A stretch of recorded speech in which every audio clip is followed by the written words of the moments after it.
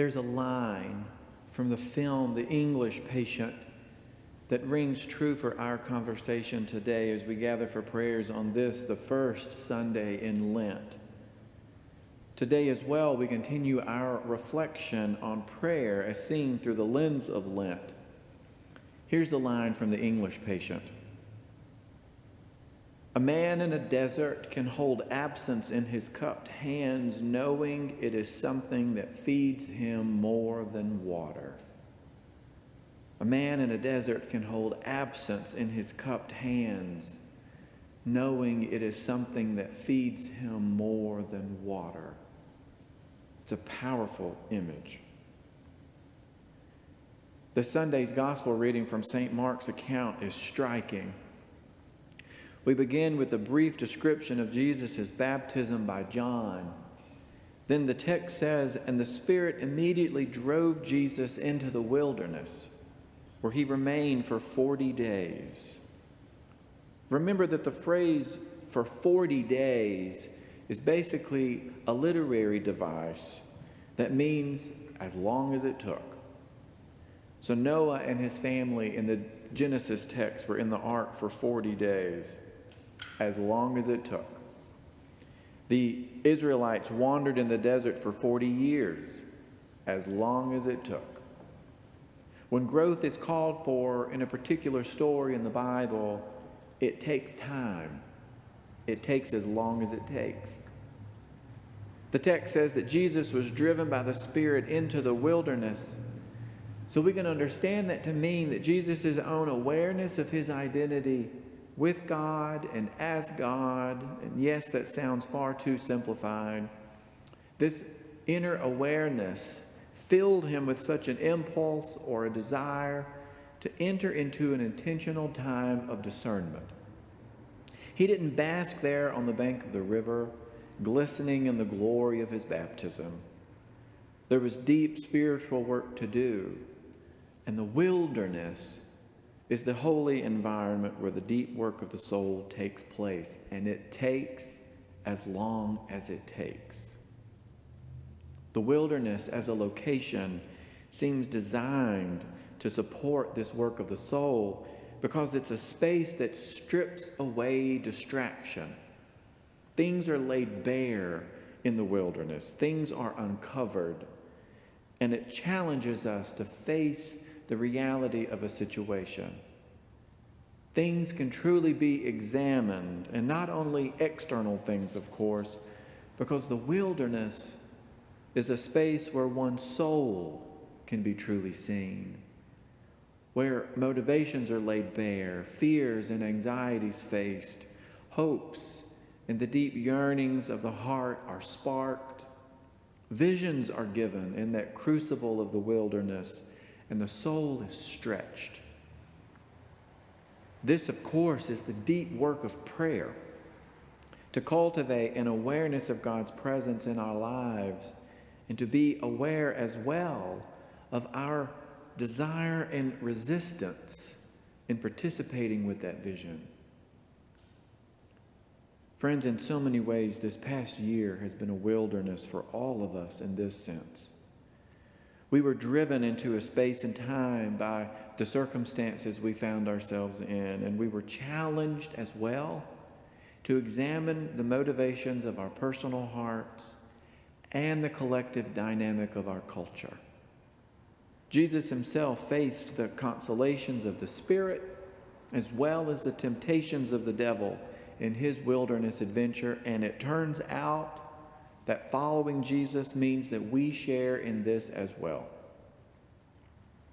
In so many ways, during this past year, we have seen such deep compassion as so many people have reached out to those in need. We also saw folks engage in holy conversations around race, entitlement, social equity, the environment, family life, and economic justice. In other ways, we saw the shadow of pride and arrogance hiding behind a warped understanding of rights, both within our nation and around the world. We saw fear and anxiety manipulated, and a brazen lust for power laid bare. To be sure, such wilderness encounters take place outside and inside of ourselves. How many times this past year have I been challenged to look into the mirror of my own soul and see how anxiety and fear cripple me, feeding on old family narratives? How many times have you encountered your own demons that want to thwart your spiritual growth? St. Mark doesn't go into detail around what happened to Jesus in the wilderness. His particular point in his account is only that he was driven there to face the devil, the demons of his own circumstance. But we do hear from other gospel accounts about what Satan told Jesus, about what their encounter was like, just what Satan tried to lure Jesus with. Turn these rocks into bread, which is to say, preserve your security. Throw yourself down and watch the angels catch you, which is to say, do something sensational and be affirmed for it. And bow down and worship me, which is to say, claim power. Father Thomas Keating helps us see that those three temptations are actually the inner dynamics of our own soul work and our own tendency to fixate on what he calls our emotional programs for happiness, the way we overcompensate by grasping onto security and survival, affection and esteem, and power and control. Whereas Jesus may have entered into the physical wilderness to face these temptations, what the story actually teaches us on a deeper level is the reality of this wilderness struggle within each one of our hearts. This is the deep spiritual work that we are called to do, which we are reminded is actually nurtured by the Spirit praying within us. How many times this past year alone have I wrestled with these demons? How many times have I gotten so caught up that before I realized what was happening, I had fallen into the grasp of the demon of security and survival, or the demon of affection and esteem, which is always a tricky one for me, or the demon of power and control. Perhaps this Lent, here's a challenge for us. Perhaps this Lent, instead of focusing all our attention on the news and listening to whatever political commentator of the moment try to convince us about the depravity of whatever political figure we loathe, perhaps instead of that, we could look into the mirror of our own souls and be curious about our own inner work. Because, my friends, until enough of us do enough substantial inner spiritual work, things will not change. As Martin Luther King once wrote, darkness cannot drive out darkness, only light can do that. Hate cannot drive out hate, only love can do that. I would add, when it comes to the dynamic of darkness and light, we should first look to the wilderness within.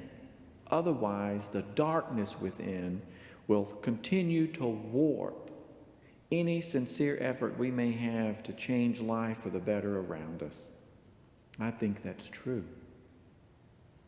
We're speaking here of the rich potential of the wilderness because, like we said, the wilderness has a way of removing enough distraction for us to become aware of the spiritual work at hand. While physical locations of wilderness may seem mostly empty, they are not absent of immeasurable wealth and potential.